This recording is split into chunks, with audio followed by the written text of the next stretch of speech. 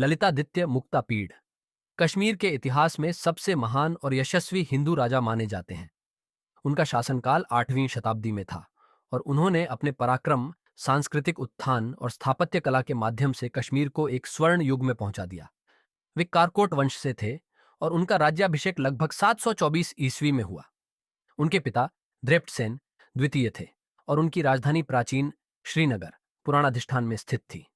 कल्हण द्वारा रचित राजतरंगिणी ग्रंथ उनके जीवन, विजय अभियानों और प्रशासनिक कार्यों का प्रमुख स्रोत है।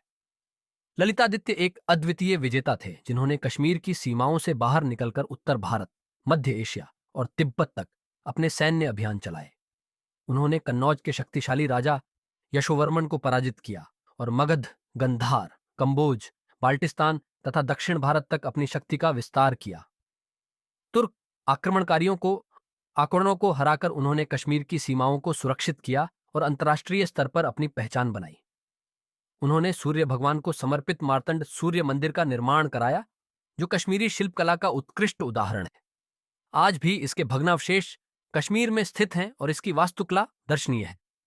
शासन व्यवस्था में भी वे अत्यंत कुशल थे। सुव्यवस्थित कर प्रणाली, सड़क मार्गों का निर्माण, नए नगरों की स्थापना और व्यापारिक संबंधों का विस्तार उनकी दूरदर्शिता को दर्शाते हैं। विदेश नीति में भी वे अत्यंत चतुर थे और मध्य एशिया तक व्यापारिक संबंध स्थापित किए। ललितादित्य की मृत्यु का स्पष्ट विवरण नहीं मिलता, लेकिन उनकी विरासत कश्मीर के इतिहास में अमिट रह गई।